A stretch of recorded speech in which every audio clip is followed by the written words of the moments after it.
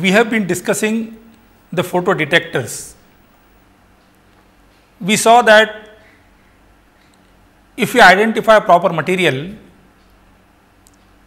then the photon can be absorbed inside this material, and if the material is the semiconducting material, we have an electron hole pair generation.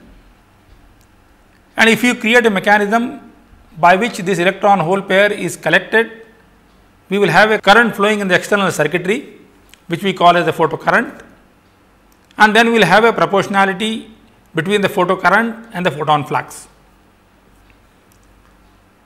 So, for efficient absorption of a photon inside this photodetector, we found that a modified version of the PN junction, what is called PIN junction or PIN diode, is most suited. So, if the light is incident on a PIN detector, then most of the photon absorption takes place inside this artificially wind depletion region, and then we have a efficient photo absorption device for which the current is proportional to the photon flux. Then we investigated the characteristics of the noise of this detecting device. We saw that the interaction of the photon with the matter is a statistical process, and therefore, whenever we have a detection of the photon and electron hole pair generation, you have some kind of fluctuation in the external current. So, in last lecture, we saw the noise characteristics of the photodetector, and we saw there is a noise what is called the short noise, which has a mean square variation proportional to the mean current. That means, higher the value of the average photocurrent, more will be fluctuation in that current. This noise is called the short noise or the quantum noise. Then we saw in the absence of the signal which is coming from the optical fiber, there is always some ambient light falling on the detector, or even because of thermal excitation, there is always a current which is flowing in the detector, and that has fluctuations.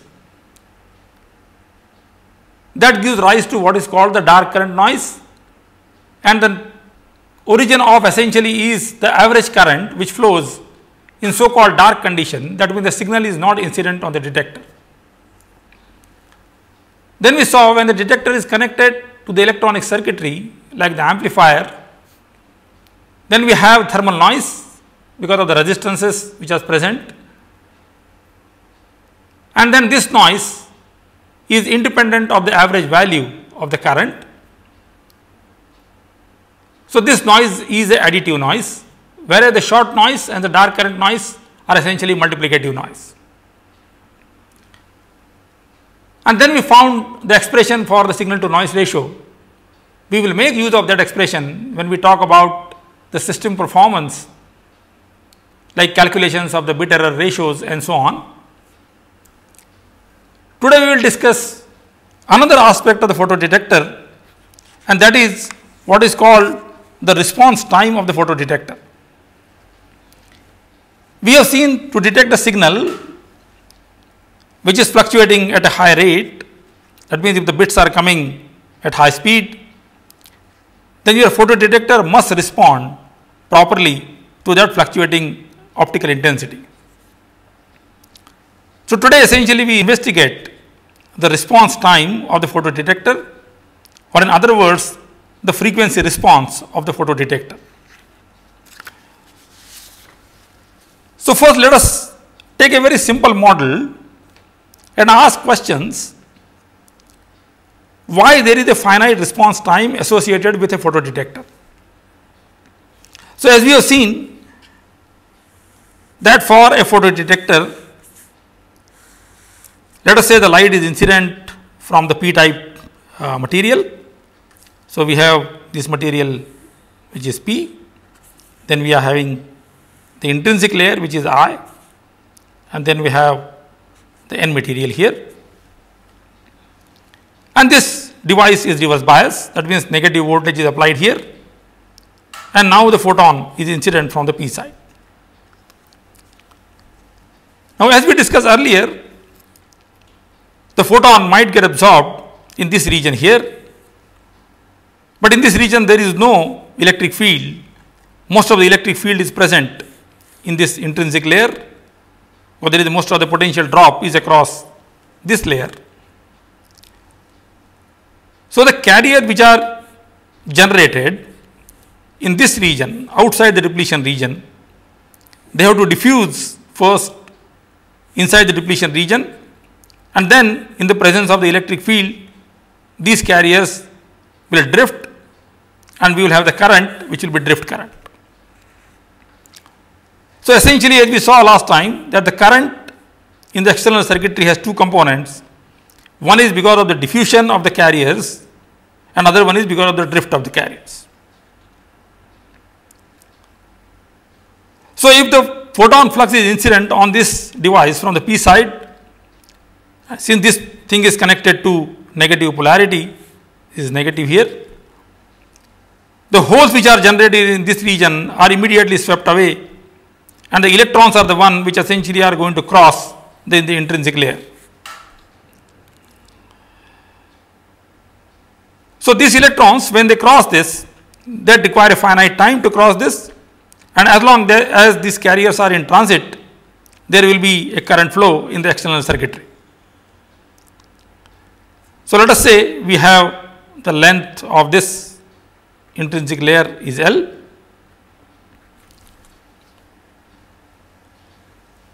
Now, one can show that for the typical biasing voltages which we have across this junction, the carriers acquire what is called the saturation velocity very quickly. That means most of the passage these carriers traverse through, they traverse with almost a constant velocity, what is called the saturation velocity. So, initially when the carriers are injected across the junction, the velocity will very quickly increase in a very short distance, and most of the time the electron or hole, depending upon from which side the generation is taking place, will travel with the constant velocity inside this region. So, let us say suppose most of the photon absorption has taken place right at this edge of the intrinsic layer, then as we said, electrons are the one which are going to cross this intrinsic layer. So, they will acquire a velocity what is called the saturation velocity for electrons. So, let us say the n electrons are generated inside this, and they reach to the saturation velocity which is given as, let us say, VSE, that is saturation velocity.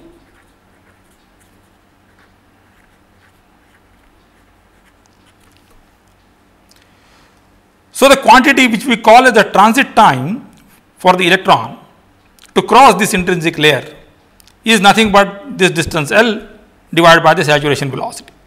So, we have T transit, that is equal to L divided by VSE, is called the transit time.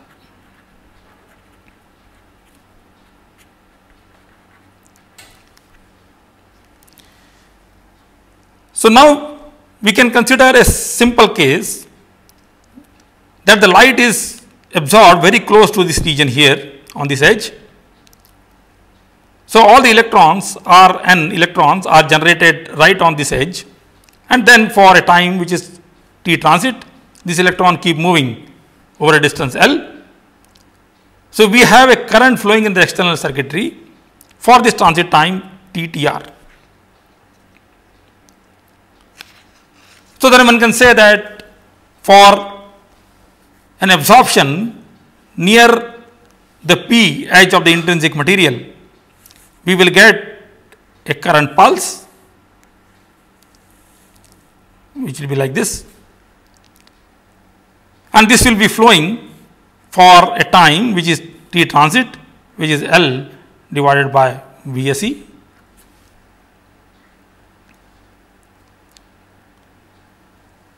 And the current amplitude for this I, that will be number of electrons, the charge of the electron E divided by T transit.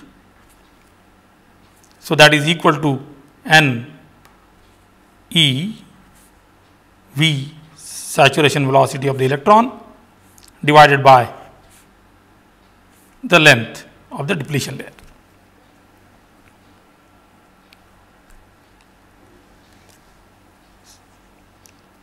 Similarly, if the light was incident from the end side and if the most of the carriers were generated very close to this end, then the electrons will be the one which will be collected very quickly and the holes will pass through the intrinsic layer, but then the holes have different mobility. So, the saturation velocity for the hole will be different than the saturation velocity of electrons. Typically, there is a factor of 4 difference between the saturation velocity for electrons and holes. So, the holes will take a longer time to cross this. So, if you are having n holes crossing this intrinsic layer, then the transit time will be L divided by the V saturation for the holes and the current pulse will flow in the external circuitry for a period which will be for L divided by V saturation for the hole. And the current amplitude because of the holes now will be N E divided by T transit, which will be L divided by V saturation to hole, that is equal to N E V saturation of holes divided by L.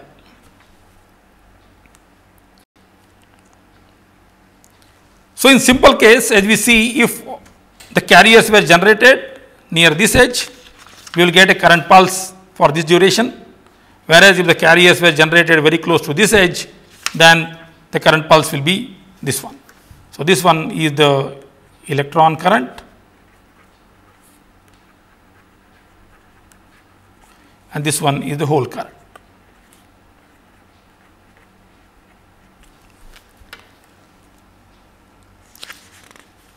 Suppose the carriers were generated in the middle of the intrinsic layer, let us say exactly halfway, most of the carriers were generated here.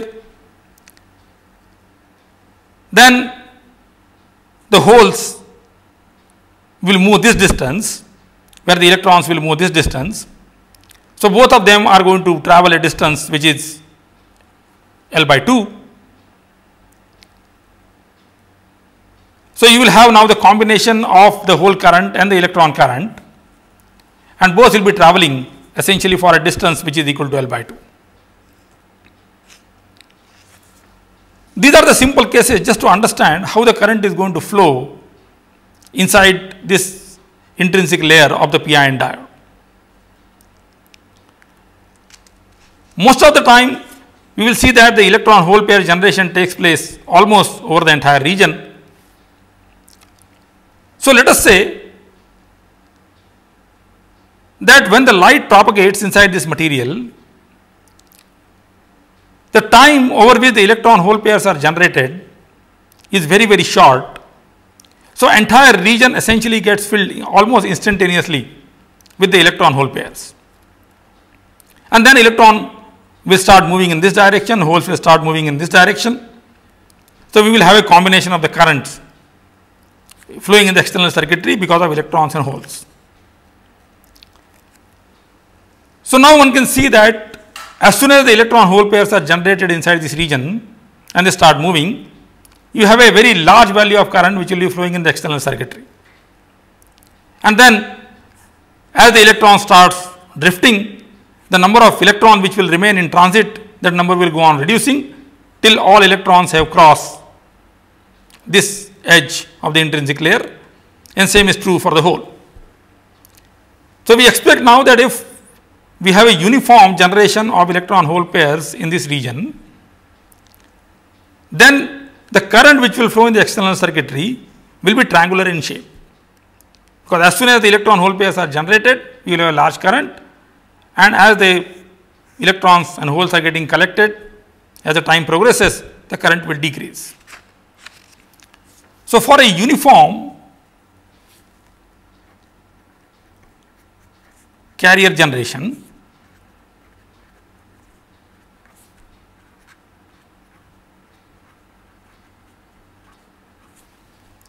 we expect a current to flow which will look something like this.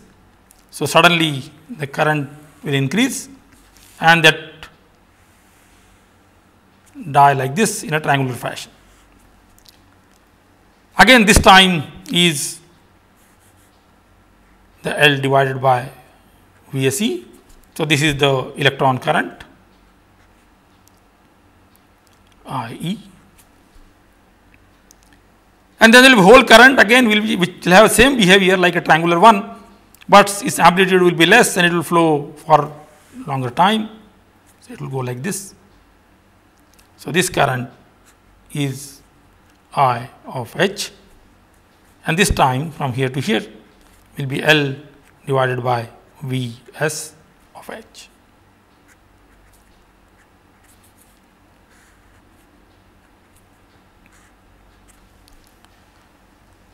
So, in the external circuitry we will have a current which is sum of these two.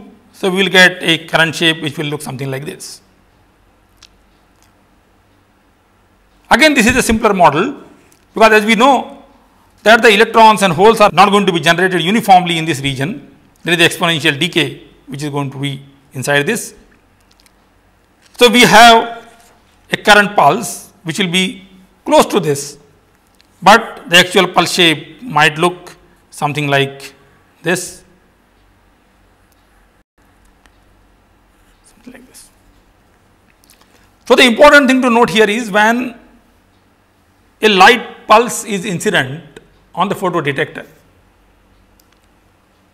depending upon from which side the light was incident on the detector and how quickly the light was absorbed inside the intrinsic layer of the photodetector, we will have a different shape of the pulse for the external current.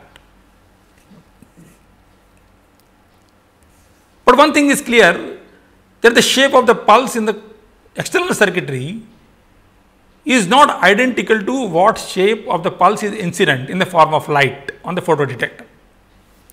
So, we have some kind of a pulse distortion which is going to take place during the detection process. So, this is one of the important aspect of the photodetection, that when the light pulse is incident on the photodetector, the current pulse will have different shape depending upon the absorption process and so on. Also, in addition to this, we will have the diffusion current, and since the diffusion process is a slow process, the diffusion current will keep flowing for much longer time.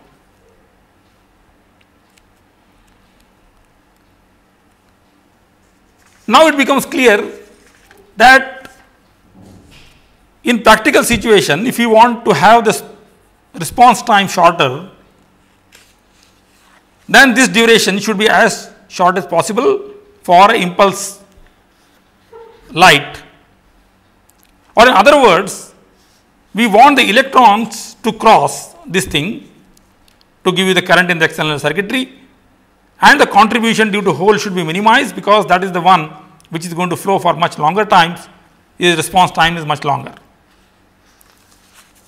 Then it makes sense to have the photons incident on the photodetector from the P side, because in this situation only all the holes will be collected immediately and the electrons are the one which are going to remain in transit for much longer time. That is the reason in a PIN detector the light is made to fall from the P side of the PIN junction rather than from the N side. Well, if the light was incident from the N side, then holes are the one which will remain in transit, and because of their saturation velocity smaller compared to electrons, we will have a much longer delay or the propagation time for the hole currents.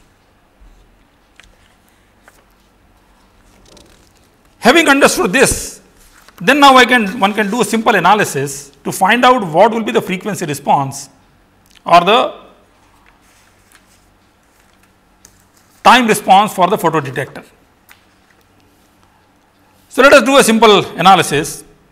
Let us say we have a sinusoidally modulating signal which is incident on the photodetector.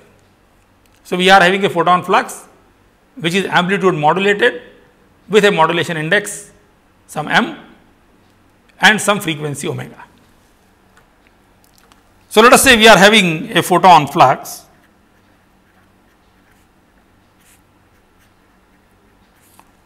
which is given as some phi of t, which is equal to some amplitude phi 0 into 1 plus the modulation index m into sine of omega t.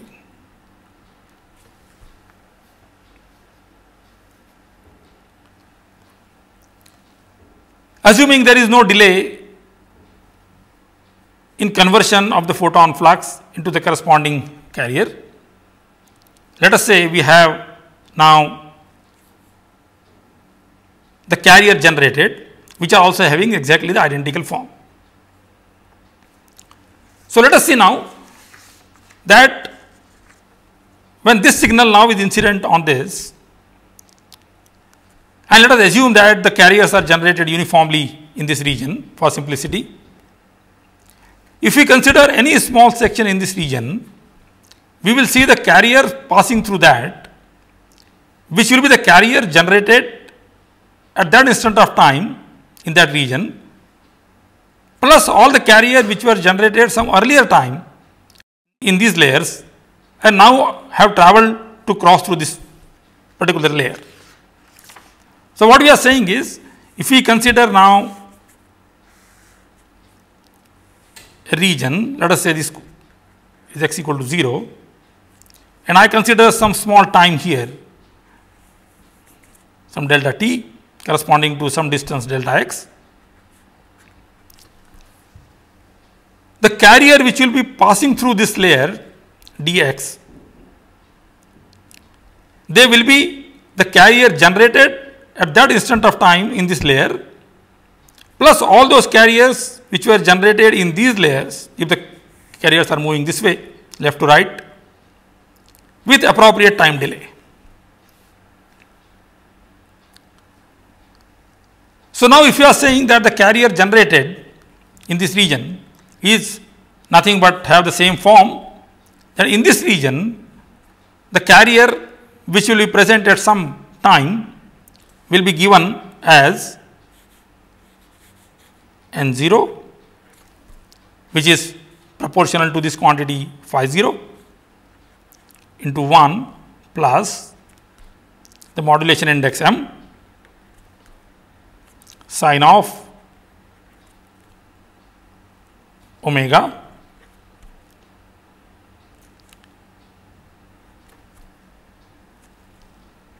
T minus x divided by V saturation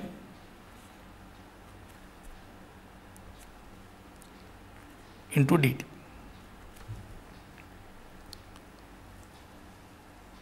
So what are these carriers? These are the carriers which were generated at time this much before and now are crossing through this junction or this layer of length dx. So during this time dt in this layer, these are the carriers essentially which are passing through this. Now since the carriers are moving with the saturation velocity which is VSE, we have here dt is equal to dx upon V saturation.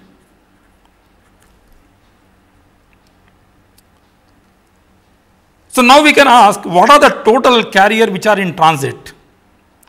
That means at any instant of time, how many carriers are in transit?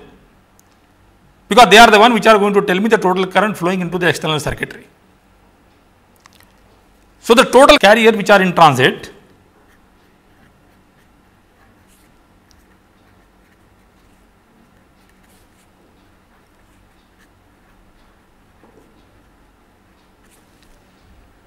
are nothing but this n integrated over the total length of this layer. So, if I say this I layer, intrinsic layer here is having length L, this is the I layer. Then if we integrate all these carriers over this length x equal to 0 to x equal to L, that gives us the total carriers in transit at a given instant of time. So, we find the total carriers in transit, which will be integral 0 to L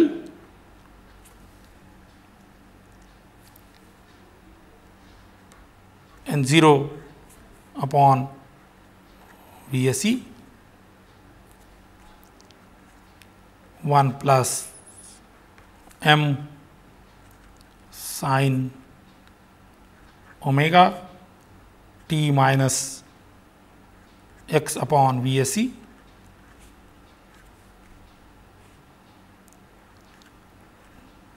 dx. So, note here we have substituted for dt dx upon VSE. So, we have got a quantity n0 upon VSE, that is what has come here.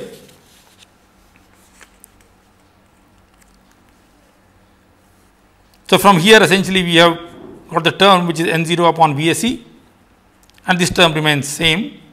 So, now we are integrating over distance which is from 0 to L.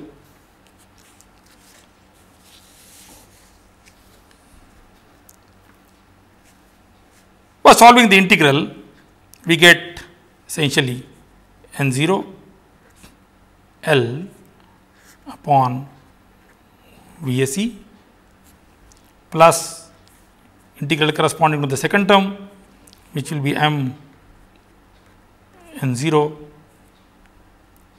upon omega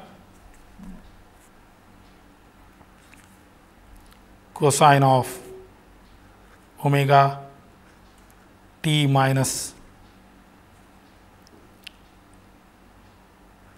L upon VSE minus cos of omega t. There are two limits which you have substituted. Combining these two terms appropriately, we get n0 L upon VSE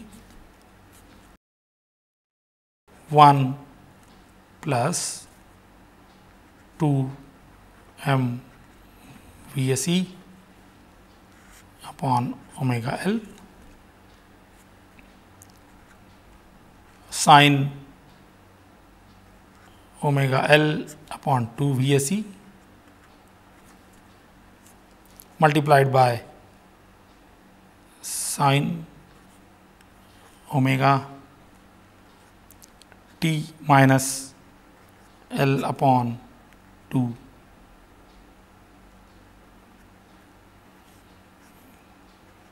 VSE. So, if these are the carriers which are in transit at a given instant of time, the current which will flow in the external circuitry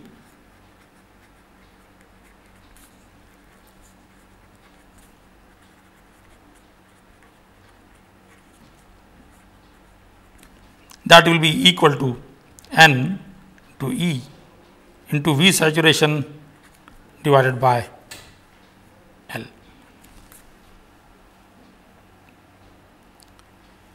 Now, this quantity, as we already know, L divided by VSE is nothing but what is called the transit time of the carriers. So, let us write that transit time T TR is equal to L divided by VSE, and let us say we write the frequency explicitly. So, omega can be written as 2 pi f, omega is equal to 2 pi into frequency. So, this expression which we have got for now, the current. So, if I multiply this quantity by E VSE upon L, we get this current. So, current expression can be written now I is equal to N0 E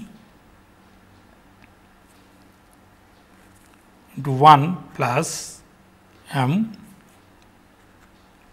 sin pi f t transit divided by pi f t transit into sine of 2 pi f into t minus t transit by 2.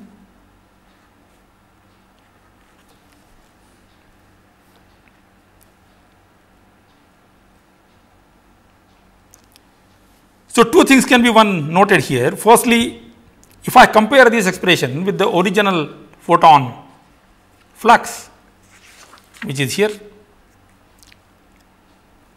there is a delay now which is introduced in the signal, because this quantity is having now t minus t tr by 2. So, on average the signal is delayed by half of the transit time in this intrinsic layer. But more important than that is that this quantity here, which is the modulation index, that effective modulation index now is different than what we had for the original signal. So, original signal had a modulation index which is m, but now we are having a modulation index which is m into this quantity. So, we have got now the modulation index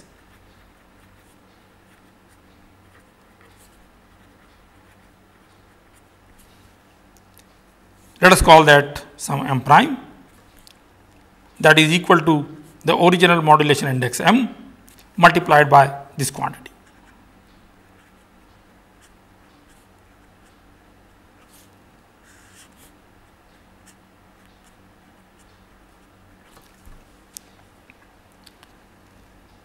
Now, this is the sinc function.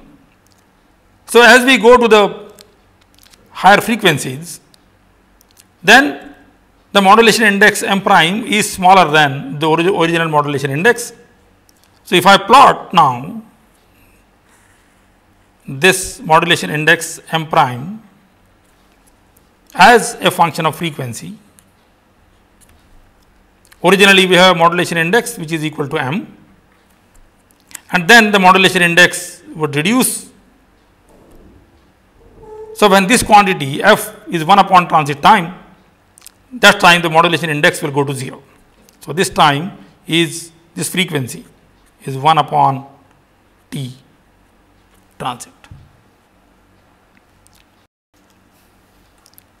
So, what one finds is that because of the finite transit time of the carriers inside this, the device will not respond to the alternating signals beyond certain frequencies. And physically one can see this as follows, that suppose we had given an impulse to this device, the current actually is going to flow for a duration which is equal to the transit time.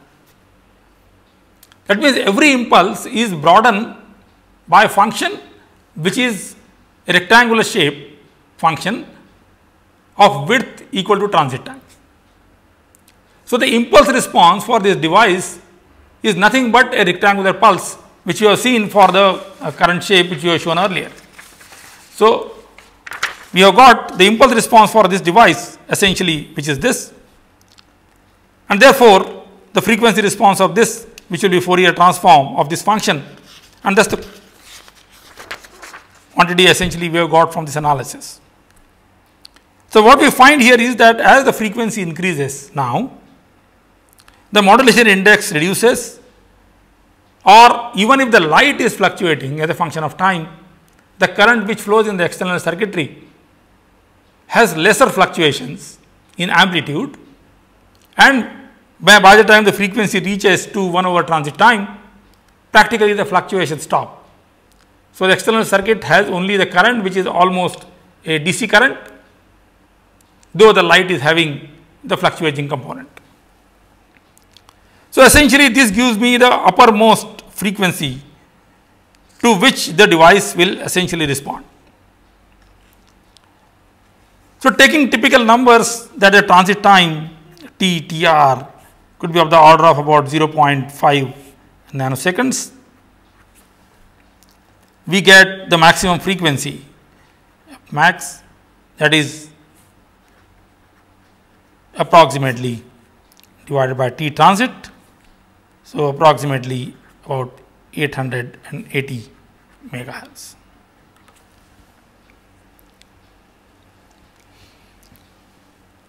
So, the frequency response of the photodetector is one of the important components, because that is the one which is going to decide now what kind of data can be received by this junction. Later on we will see in fact that this is the response which restricts the high data transmission on the optical communication link. We will see that now there will be fibers which have a very low dispersion, we have lasers which can be switched at a very high rate. So, finally, the limitation will come from the photodetector for realizing the high data rates on the optical communication link. So, now what are the factors which are contributing to the response time of the detector? So, there are three factors now which are controlling the response time or the frequency response of the detector. One is the transit time of the carrier in the depletion region. That is the analysis we have seen. We have also seen that we cannot make the depletion layer region thinner, because if we do that, then there will be less absorption of the photon in that region, the diffusion current will increase. So, if we reduce the thickness of the depletion layer to reduce the transit time, then the diffusion layer component will increase, and again the device will not be able to respond with proper speed. So, this is one of the prime parameters, that the transit time of the carrier in the depletion region primarily decides the frequency response or the response time of the photodetector. Other thing, as we have seen, there are always certain carriers which are generated outside the depletion region, and then they have diffusion current, and the diffusion current keeps flowing for much longer time compared to the drift current. So, the response time will be decided by that. And we have also seen again that the efforts are made to reduce the component of the diffusion current as small as possible. So, most of the light absorption essentially should take place inside the depletion region where there is electric field present. So, the diffusion current component is reduced. And thirdly, we have seen that for a reverse bias junction, there are junction capacitances,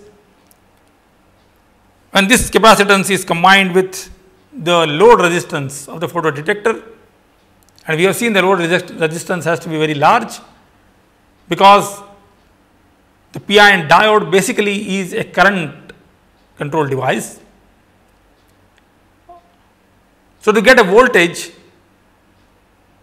you require high resistance, so that that constant current which is coming from the photodetector, when it flows through this, you get a substantial voltage developed. So, since you are having a R value which is large, the RC time constant of the photodiode is rather large.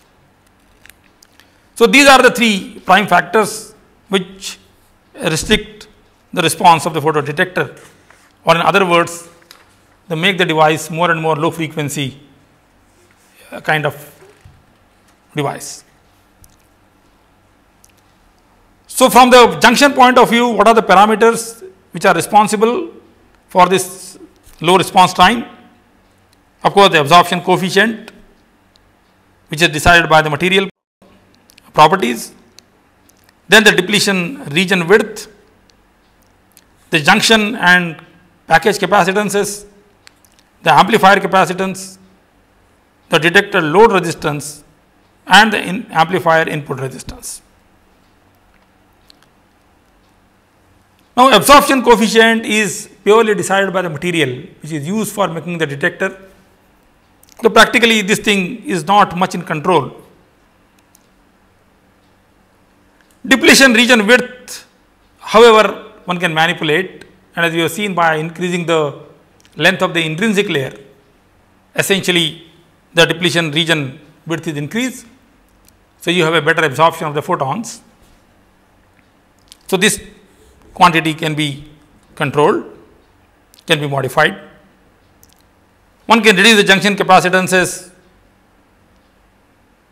and amplifier capacitances. So, one can design the circuits appropriately so that the capacitances are minimized. And of course, again one can choose proper values of resistances so that the RC time constant can be made as small as possible. However, from these two point of view, absorption coefficient and the depletion region width, what we want from efficiency point of view, that this width should be much larger compared to 1 over alpha. So, 1 over alpha is the effective distance over which the photon flux gets absorbed. So, if the depletion width is much larger compared to this distance, then we will have a better efficiency, because then most of the photons will get absorbed inside the depletion layer. So, for high quantum efficiency, we want that the depletion layer width should be much larger compared to 1 over alpha. However, as we have seen, larger the value of this width W will increase the drift time, and as we have seen, the frequency is inversely proportional to the transit time. Larger the value of W, more will be transit time, and lower will be the cutoff frequency of your device. Small w, however, will increase the diffusion time of the carrier. So, as you have seen, if we reduce the value of W, then there is a substantial number of photons will get absorbed outside the depletion region, and then they have to diffuse to the depletion region first, then they will drift in the presence of the electric field. So, in fact, choice of W, we have contradictory requirements. Larger the value of W will increase the absorption of the photons, so the efficiency will increase, but it will also increase the transit time, whereas smaller value of W will reduce the efficiency, at the same time will also increase the diffusion current, which will again reduce the cutoff frequency. Also, the small value of W will increase the junction capacitance, which will make the last time constant. So, in fact, these are some contradictory requirements which we have, with which one has to choose the proper value of W or the thickness of the intrinsic layer, so that we get some optimum cutoff frequency for this device, and a width of typically about 2 to 3 times the 1 over alpha. That seems to be some kind of optimum situation. So, typical intrinsic layer width is about 2 to 3 times 1 over the absorption coefficient inside the material. So, these are some of the aspects which you have for the photodetectors, that the photodetector essentially converts the light in the photocurrent, but this conversion process is a statistical process, and the statistical process gives you the noise. Also, when this conversion is taking place, there is a finite delay, and also there is a distortion of the signal.